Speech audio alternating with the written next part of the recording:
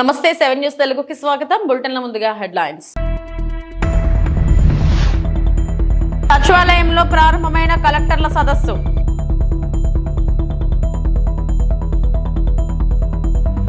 లోకేష్ కృషి వల్లే విశాఖలో గూగుల్ ఏర్పాటుకు ఎంఓయూ సీఎం చంద్రబాబు.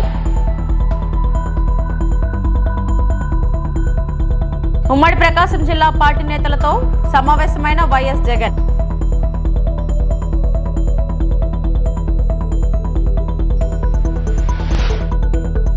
ప్రతి సంక్షోభంలో అవకాశాలు ఉంటాయని సీఎం చంద్రబాబు అన్నారు. సచివాలయంలో నిర్వహించిన కలెక్టర్ల సదస్సులో ఆయన మాట్లాడారు. సంక్షోభంలో అవకాశాలు సృష్టించుకోవడమే నాయకత్వం అన్నారు. ప్రజా చైతన్యమే ప్రజాస్వామ్యానికి శ్రీరామ లక్ష్య అని చెప్పారు. ప్రభుత్వ విధానాల చర్చకు కలెక్టర్ల సదస్సు ఉపయోగపడుతుందన్నారు. ప్రయత్నాలు చేసిన వెంటనే ఫలితాలు రావు, నిరంతరం ప్రయత్నిస్తుంటేనే రిజల్ట్స్ వస్తాయి.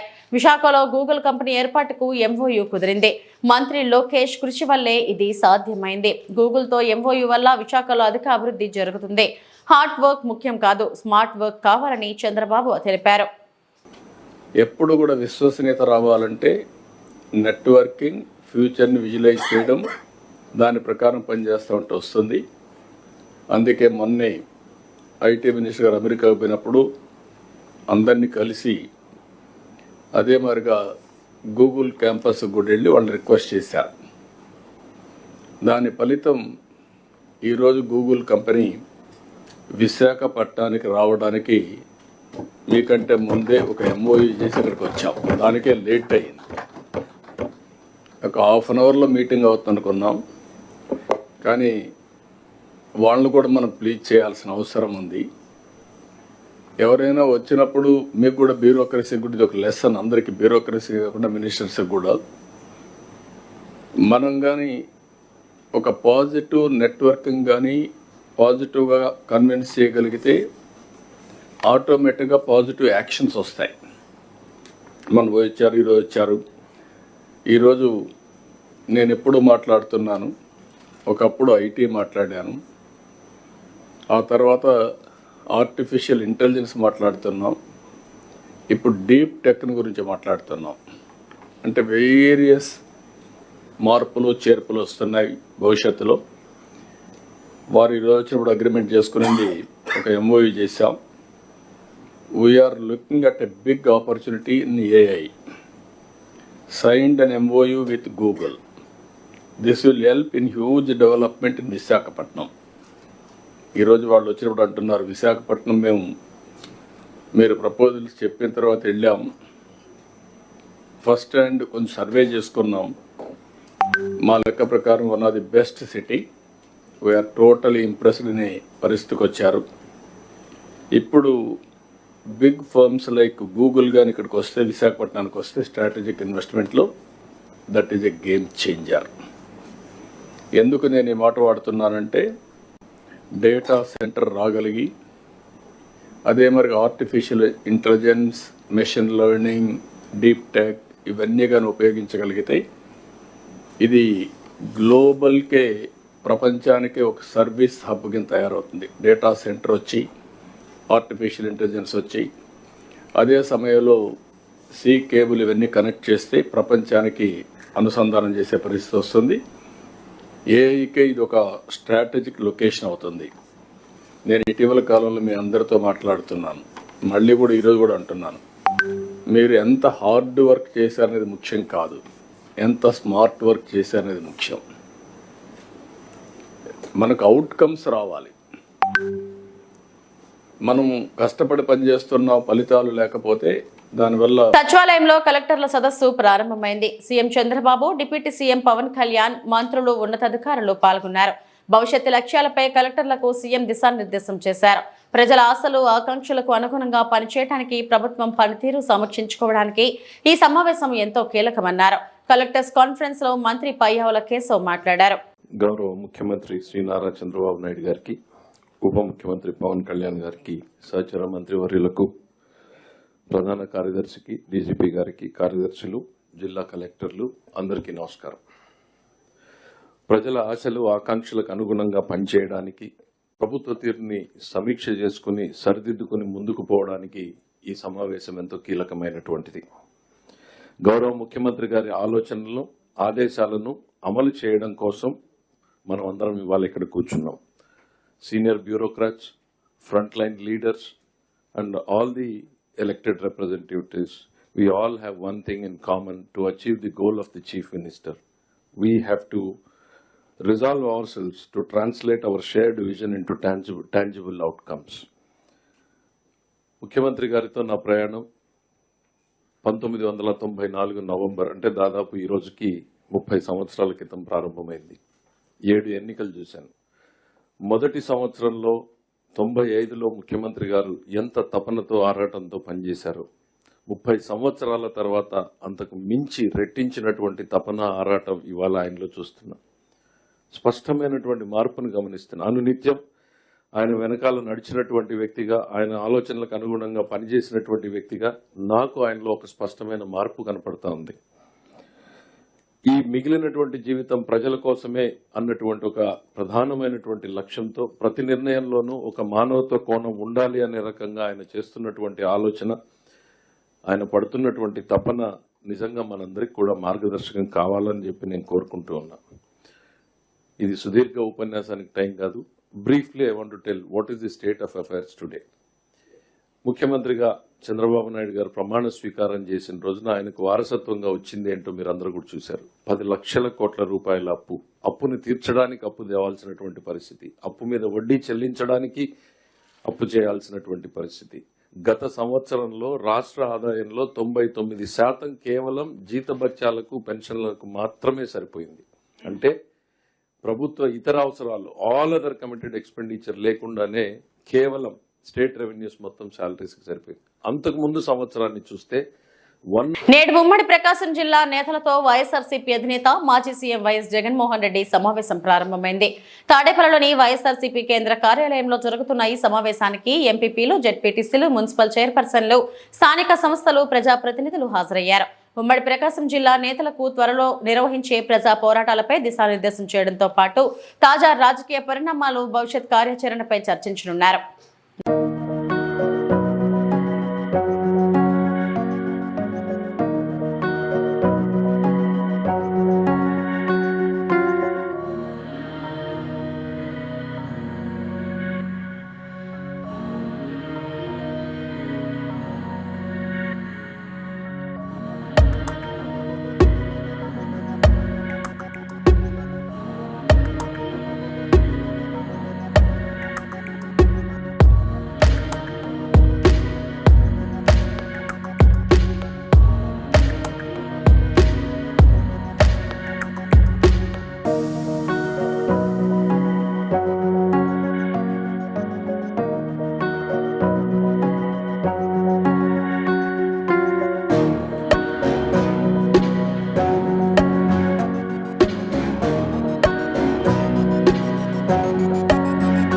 అడుగుతూ ఉన్నారు, ఏమైంది ఆ 36,000 అని చెప్పి చిన్నపిల్లల ఉద్యోగం కోసం ఎదుగుతూ ఉన్న పిల్లలు అడుగుతూ ఉన్నారు, ఏమైంది మా 20,000 అని చెప్పి రైతన్నలు అడుగుతూ ఉన్నారు.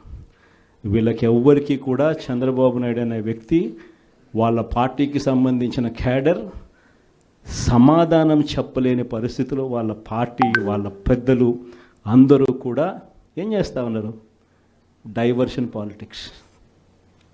ప్రతిరోజు ప్రతి నెల ఒక టాపిక్ తీసుకొస్తారు, ఏదో ఒక టాపిక్ తీసుకొచ్చి గోబల్స్ ప్రచారంలో భాగంగా ప్రతి ఒక్కడు దాన్ని అందుకుంటారు. ఓసారి తిరుపతి లడ్డు అంటారు, ఇంకొకసారి జూన్లో ఋషికొండ భవనాలు అన్నారు, జూలైలో శ్వేతపత్రాలు, మదనపల్లి ఫైల్స్ అన్నారు, ఆగస్టులో ముంబై నటి నా పేరేం పేరు కాదాంబరి అన్నాడు, సెప్టెంబర్లో ప్రకాశం బ్యారేజీని బోట్లతో ఢీకొట్టి గేట్లను పడగొట్టాలని చెప్పి మనం ప్లాన్ చేసినామని అంటాడు. అక్టోబర్లో సరే ఇంకా ఎట్టాగ మీరు అంతా చూశారు, నా కుటుంబాన్ని తీసుకొచ్చినాడు. నవంబర్కి వచ్చేసరికి బడ్జెట్పై దృష్టి మళ్లించడానికి 14 లక్షల కోట్ల అప్పులు అని చెప్పి, డిసెంబర్లోకి వచ్చేసరికి ఇప్పుడు కొత్తగా మీరు అంతా మనం చూస్తూ ఉన్నాం, రేషన్ బియ్యం అంటానండి. ఇప్పుడు కొత్తగా కనిపిస్తూ ఉందా రేషన్ బియ్యం అని చెప్పి. ఇప్పుడు నాకు నిజంగా ఆశ్చర్యం అనిపిస్తుంది ఆ రేషన్ బియ్యం కథలీలు చెప్తా ఉన్నప్పుడు. ప్రభుత్వంలో ఎవరున్నారు అని, ప్రభుత్వంలో మనం ఉన్నామా, ప్రభుత్వంలో వాళ్ళు ఉన్నారా అని నాకు అర్థం కాల. 7 నెలలు అయిపోయింది, దాదాపుగా 6.5 నెల అయిపోయింది వాళ్ళ ప్రభుత్వం వచ్చి. 6.5 నెల 7 నెలలు అవుతా ఉంది వాళ్ళ ప్రభుత్వం వచ్చింది. ఎమ్మెల్యేలు వాళ్ళు, మంత్రులు వాళ్ళు, కలెక్టర్లు వాళ్ళు, జాయింట్ కలెక్టర్లు వాళ్ళు, పోలీసులు వాళ్ళు, ఎంఆర్ఓలు వాళ్ళ అధికారులే, చెక్ పోస్టులు వాళ్ళవి, అన్నీ వాళ్ళవే. ఇవన్నీ దాటుకొని మళ్ళీ పోర్టుకు వచ్చింతే పోర్టులో కస్టమ్స్ అధికారులు, పోర్టులో సిఐఎస్ఎఫ్ పోలీసులు, ఇవన్నీ కూడా వీళ్ళు పొత్తులో ఉన్న కేంద్ర ప్రభుత్వం మనుషులు. మరి ఇవన్నీ దాటుకొని ఏదైనా మెటీరియల్ బోటు లేకపోగలుగుతుందా? ఆశ్చర్యం ఏమిటంటే ఈయన పోయిన బోటు పక్క బోటే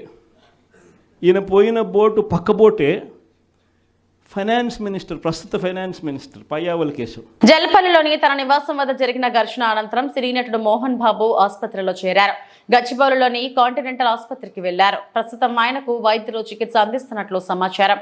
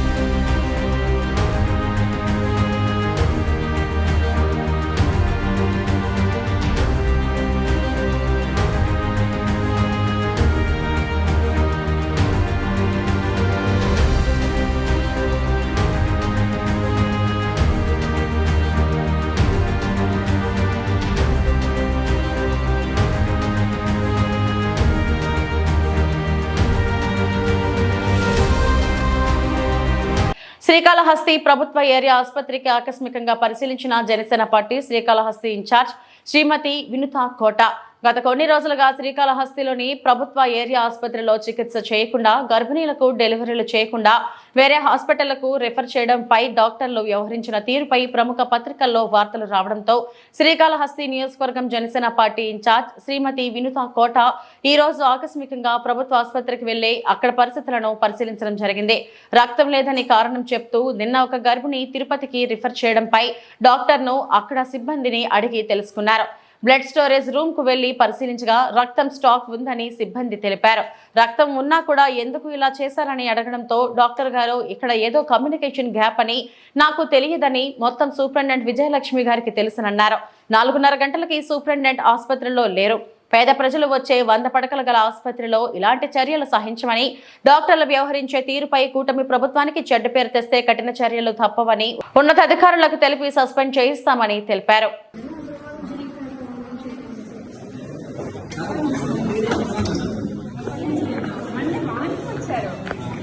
మార్నింగ్ వచ్చారు అందరూ.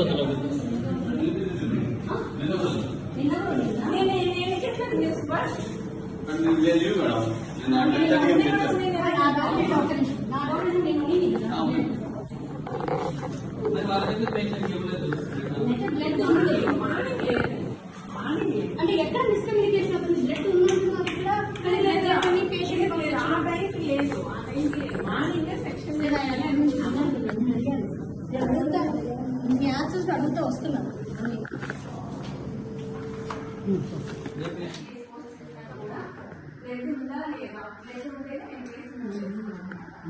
నేను ఉన్నట్లే నేను morning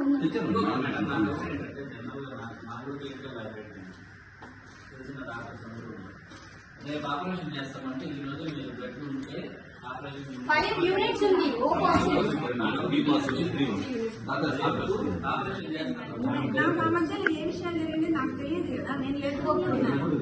madam we're blaming you. Actually మాకు అర్థం చేసుకోవడానికి అడుగుతున్నాం. జనరల్గా సరే madam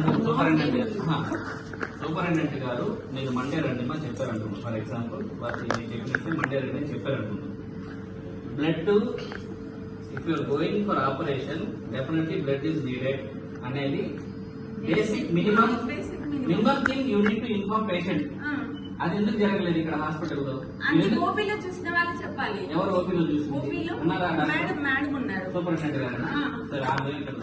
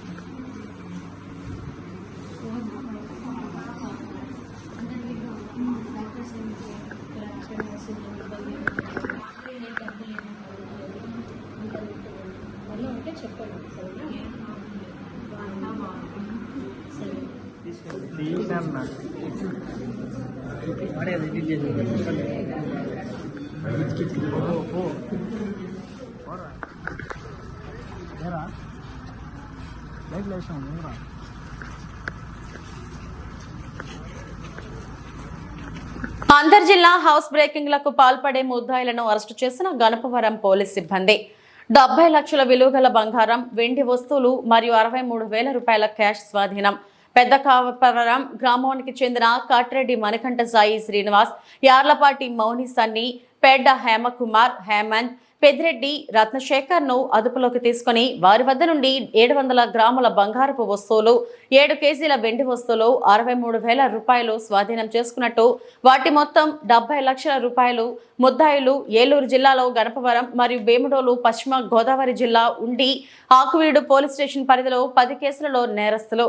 Eluru 3 town police station పరిధిలో నమ్మకంగా ఇంట్లో చేసే ఇంటిలోనే అప్పుడప్పుడు దొంగతనానికి పాల్పడిన చింత అనిత వెంకటలక్ష్మి, అనిత భర్త శ్యామ్ కుమార్, సత్రంపాడు ఆమె పనిచేసే ఇంటిలో 302.50 బంగారపు వస్తువులను, వాటి యొక్క విలువ 18,73,500 రూపాయలు ఆమె వద్ద నుండి స్వాధీనం చేసుకున్న ఏలూరు 3 టౌన్ పోలీస్ స్టేషన్ సిబ్బంది.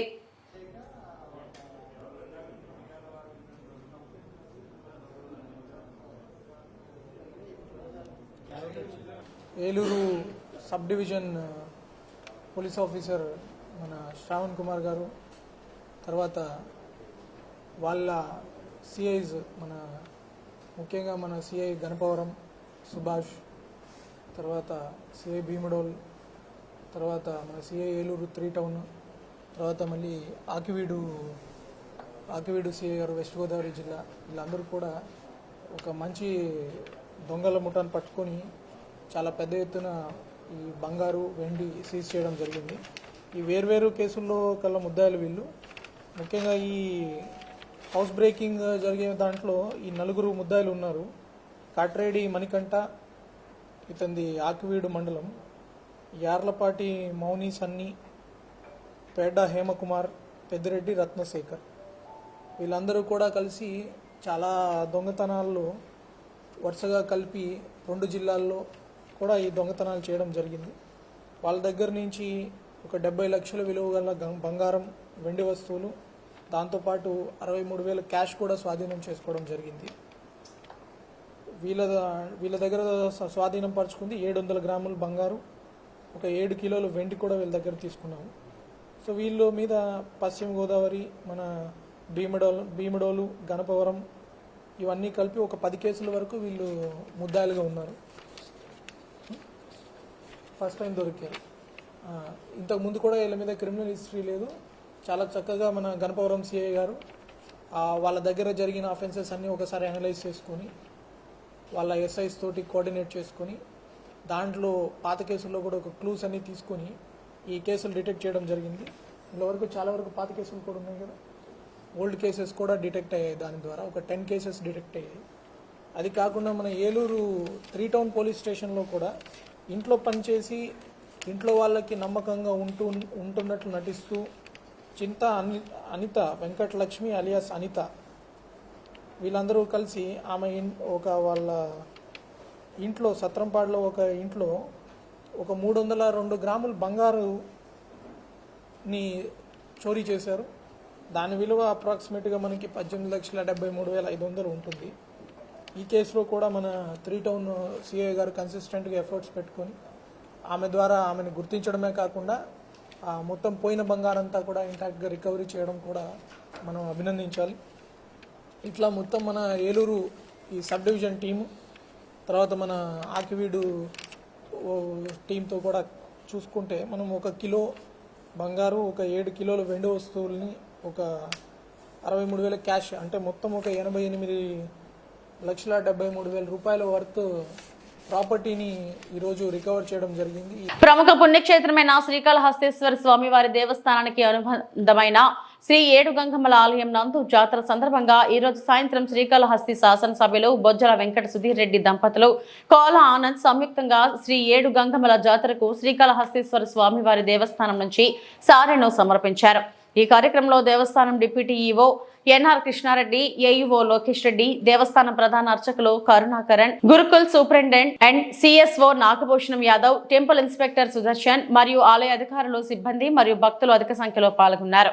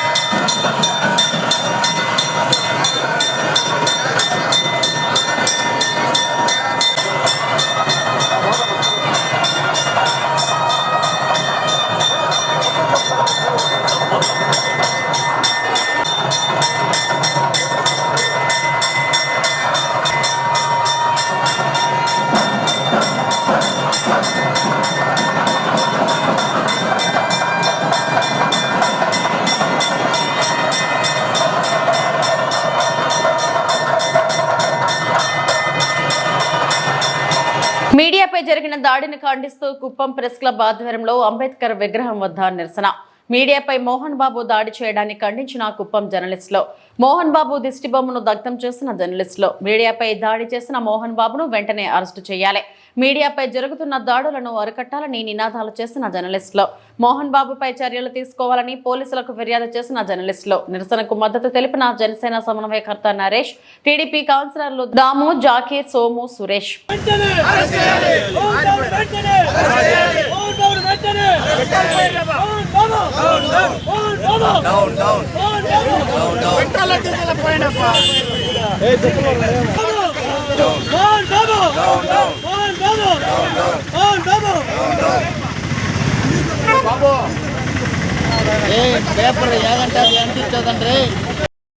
అందరికీ నమస్కారం. నిన్న జరిగిన విలేకరుల దాడిపైన మోహన్ బాబు, ఎవరైతే విద్యాసంస్థల చైర్మన్ మోహన్ బాబు ఎంతో సీనియర్, నేను అది ఇదేని గొప్పలు చెప్పుకునే అతను నిన్న TV9 విలేకరులపైన దాడి చేసేది నిజంగా చాలా సిగ్గుచేటని తెలియజేస్తున్నాను.